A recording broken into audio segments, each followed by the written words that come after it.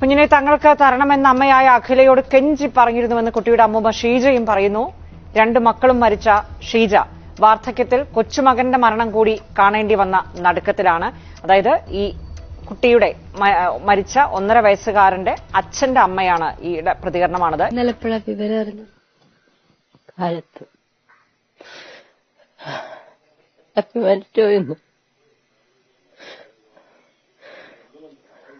ശരീരം മൊത്തം പാടും മോർക്കും. അപ്പൊ ഞങ്ങൾക്ക് 2 മക്കളും നഷ്ടപ്പെട്ടു. മോള് മരിച്ചിട്ട് 9 വർഷം. പിന്നെ മോൻ ഉള്ള ആട്ടുകാരിൽ നിന്നാണ് കൊണ്ടുവന്നത്. അപ്പോഴെന്റെ മോളെ പേരിലാണ് ഉള്ള പേരുള്ളവർ. ആ മോള് ഞങ്ങൾക്ക് തിരിച്ചിട്ടെന്നുള്ള ഇത്. ഇവിടെ താഴെ ഒരു സാറിന്റെ വീട്ടിൽ ഫോൺ വിളിച്ചു പറഞ്ഞു അമ്മ തൊട്ടിലേക്ക് കൊണ്ടുപോകണം. ഇങ്ങനെ ഒരു സന്തോഷം കിട്ടി. നമ്മൾ അപ്പീനെ അമ്മക്ക് തരാമെന്നു അഖില പറഞ്ഞെന്നു. അങ്ങനെ പ്രതീക്ഷിച്ച് എല്ലാം കൊതി ഇനി എന്തിനു ജീവിക്കണം മോളെ പറ. ഓരോ കുട്ടികളെ കാണുമ്പോഴും ചപ്പിയുണ്ട്. ചപ്പിനെ വിരളി പോലും എനിക്ക് തൊടാൻ പറ്റും. ഒരമ്മയ്ക്ക് ദൈവമ്മയ്ക്ക് എപ്പോഴും ഇവിടെ ഞാൻ തോറ്റു. എന്റെ അപ്പിക്ക് നീതി കിട്ടൂല. എന്റെ അപ്പിനെ ഈ വിറ്റം തൊട്ടിട്ടോ എനിക്ക് ഞാൻ വളർത്തേനെ. എടുത്ത് വളർത്തേനെ. എന്റെ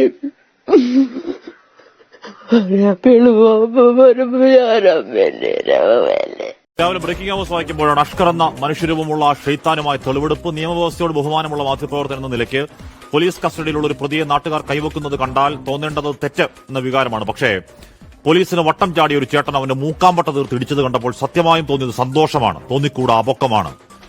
നാളെ സ്കൂൾ തുറക്കുമ്പോൾ കൊണ്ടുപോകേണ്ട ബുക്കും പുസ്തകങ്ങളും ബ്രൗൺ പേപ്പറിട്ട് പൊതിയുന്ന മകളെ കണ്ട് രാവിലെ വീട്ടിൽ നിന്നിറങ്ങിയ ഒരു അച്ഛന്റെ വൈകാരികത കീഴടക്കിയതാണ്. സന്തോഷം പാതകമെങ്കിൽ പ്രേക്ഷകർ ക്ഷമിക്കണം.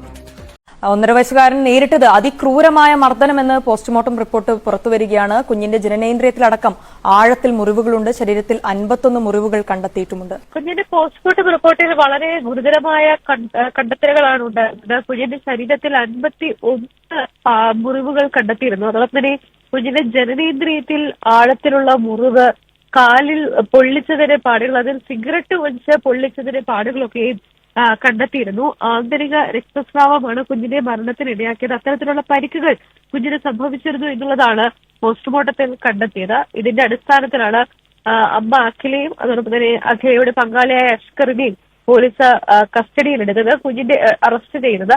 കുഞ്ഞിന്റെ അച്ഛന്റെ മരണത്തിന് ശേഷമായിരുന്നു അമ്മ അഖില അച്ഛന്റെ വീട്ടിൽ നിന്ന് മാറി താമസിച്ചത്. ഇതിന് പിന്നാലെയാണ് അഷ്കറുമായി വാടക വീട്ടിൽ താമസിക്കാൻ ആരംഭിച്ചത്. ആ സമയം മുതൽ തന്നെ കുഞ്ഞിനെ വിട്ടുകിട്ടാനുള്ള തീവ്ര ശ്രമത്തിലായിരുന്നു കുഞ്ഞിന്റെ അച്ഛന്റെ ബന്ധുക്കൾ. പക്ഷേ അഖില കുഞ്ഞിനെ വിട്ടു നൽകാൻ തയ്യാറായിരുന്നില്ല. ഇടയ്ക്ക് വെച്ച് അമ്മ തൊട്ടിലിൽ കുഞ്ഞിനെ ഉപേക്ഷിക്കാനും അഖില ശ്രമിച്ചിരുന്നു. ഇത് അറിഞ്ഞ ബന്ധുക്കൾ കുഞ്ഞിനെ വിട്ടുകിട്ടാൻ വേണ്ടിയുള്ള ശ്രമത്തിലായിരുന്നു. അഖിലയുടെ ബന്ധുക്കളുമായി അടക്കം സംസാരിച്ചിരുന്നു. അങ്ങനെ കുഞ്ഞിനെ തിരികെ നൽകാം എന്നുള്ള ഒരു ഉറപ്പ് വിശ്വസിച്ച് കഴിയുന്നതിനിടെയായിരുന്നു ഈ മരണം കുഞ്ഞിനെ സംഭവിക്കുന്നത്.